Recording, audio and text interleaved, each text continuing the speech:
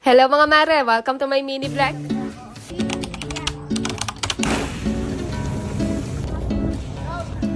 Pupuntahan namin ngayon yung lupa kung saan namin itatayo ang aming munting dream house. At ayan, medyo masikip ang alang yung daanan papasok dito sa amin. Kaya bigayan lang talaga kapag meron kasalubong na sasakyan. Pero ang sabi naman mga mare, magkakaroon daw ng road widening dito soon. At medyo palalaparin nga daw yung daanan na yan. Dito nga namin napiling bumili ng lupa dahil dito gaano kalayuan sa highway, tahimik, presko at napakaraming puno sa paligid. Yung tipong pagkagising mo pa nga lang sa umaga, talagang marerelax ka na kagad dahil ganyan nga kaganda yung kapaligiran na makikita mo. Dating nga namin dito mga mare, nandito na rin pala si Tito Hever, yung contractor namin, at chinek niya na rin nga yung lugar. Yung lupa nga pala na to ay nabili pa namin nung nakaraang buwan ng Mayo at 236 square meters nga yung kabuuang sukat nito. Yung ipinambili ko rin nga pala ng lupa na to mga mare, katas na rin ng pagbablog ko at hindi ko pa rin talaga lubos sa kalain na eto, konting-konti na lang, abot kamay ko na talaga lahat ng mga pinapangarap ko. After 2 months nung mabili namin tong lupa na to, ay nakuha na rin namin yung katapat na lote na kasing laki lang din ito. At kung ipagkakaloob ulit ng Diyos sa amin, dito ko naman nga pinaplanong itayo yung magiging paupahan namin.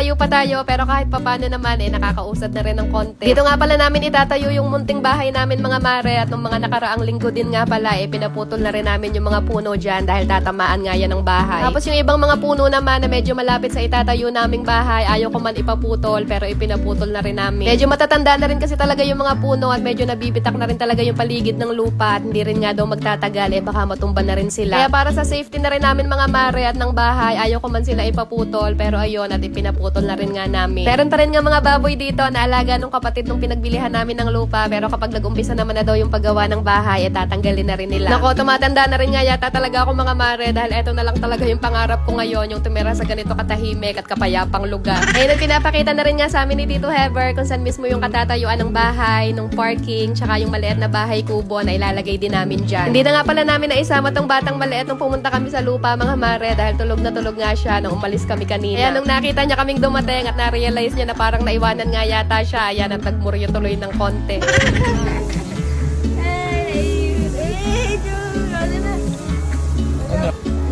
Sama na kita ba? At kinabukasan naman mga mare, maaga kaming gumising para maglublog nga saglit dito sa dagat. Sama namin dyan si mama, yung lolo't lola ko, tsaka tong dalawa kong kiriray na pamangkin.